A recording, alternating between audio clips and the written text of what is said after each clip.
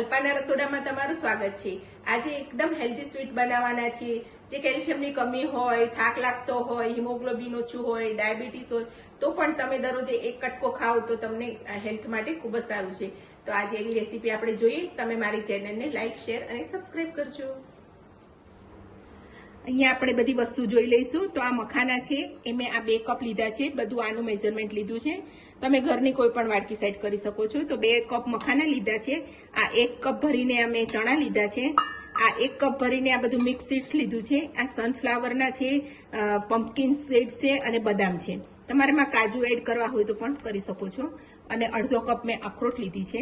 આ છે દલિયા છે, એ પણ મેં 1 કપ ભરીને લીધા છે। અને આ ગોળ અને ઘી છે।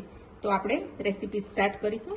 તો મેં ગેસ ચાલુ કરી અને પેન મૂકી દીધું છે। એની અંદર આપણે 1 ચમચી ઘી નાખીશું અને એમાં આ મખાના બધા આપણે જે 2 કપ લીધા છે એ બધા આપણે એડ કરી દેવાના છે અને શેકી લેવાના છે। મખાનાને શેકવા ખૂબ જરૂરી છે, કારણ કે તે પોચા હોય તો ક્રશ નહીં થાય। તો એને શેકી લઈશું આપણે। તો આપણા મખાના શેકાઈ ગયા છે। હવે આપણે એને બીજા બાઉલમાં ટ્રાન્સફર કરી લેશું। હવે ફરી પાછું પેનમાં થોડું ઘી મૂકી અને આપણે બધા સીડ્સ અને અખરોટને બધું શેકી લેવાના છે। સાથે અખરોટ પણ નાખી દઈશું।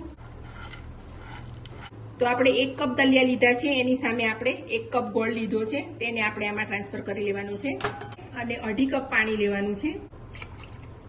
તો ગેસ ચાલુ કરી દીધો છે અને આપણે ગોળનું પાણી એકદમ ઉકાળીને તૈયાર કરી લેવાનું છે। તો આપણું પાણી ઉકળે ત્યાં સુધી આપણે બધું આ પાવડર કરી લઈશું। આ મખાના છે એને ક્રશ કરી લેવાના છે।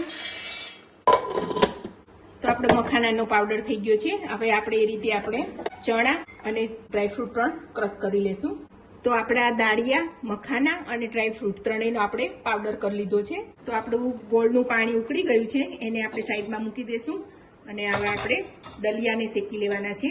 તો દલિયા શેકવા માટે આપણે અડધો કપ ઘી લઈ લીધું છે અને ઘી ગરમ થઈ ગયું છે, તો એની અંદર આપણે આ દલિયા એડ કરી દેવાના છે અને એકદમ ધીમા ગેસે આને આપણે શેકી લઈશું।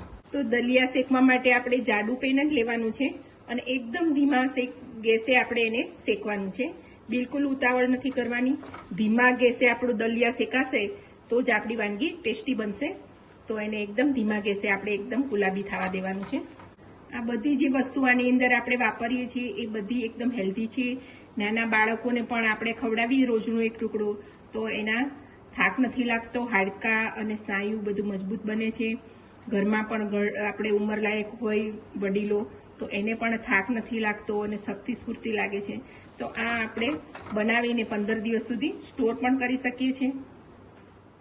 તો આપણા દલિયા એકદમ શેકાઈ ગયા છે। હવે એને મોટા વાસણમાં આપણે ટ્રાન્સફર કરી લેવાનું છે। તો આપણે આ ગોળનું પાણી ગરમ જ છે, ગરમ પાણી જ રેડવાનું છે, તો આપણે એડ કરી દઈશું। તો આને ઢાંકીને આપણે બરોબર ઉકળવા દઈશું એને। તો આપણું બધું પાણી શોષાઈ ગયું છે અને દલિયા ચડી ગયા છે, એકદમ ફૂલી ગયા છે। તો એની અંદર હવે આપણે આ નાખી દઈશું મખાના, આ ચણા, આપણે જે ચણાનો પાવડર કર્યો હતો એ પણ એડ કરી દઈશું। બધું મિક્સ કરતું જવાનું છે અને એડ કરી દેવાનું છે બધું। હવે આપણે આ જે સીડ્સનો પાવડર કર્યો હતો એ પણ આપણે એડ કરી દઈશું। આ અડધી ચમચી જેવા આપણે ઇલાયચી અને જાયફળનો પાવડર કર્યો છે એ પણ આપણે નાખી દીધો છે। હવે બધું સારી રીતે આપણે મિક્સ કરી લેવાનું છે।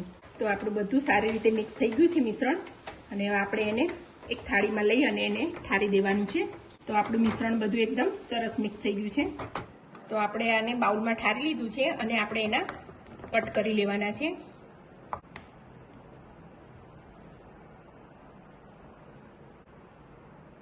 તો આપણી હેલ્ધી એવી મીઠાઈ તૈયાર છે। આને તમે ફ્રીજમાં 15 થી 20 દિવસ સ્ટોર કરી શકો છો અને રોજ 1 ટુકડો ખાવાથી તમારી હેલ્થ એકદમ સારી રહેશે।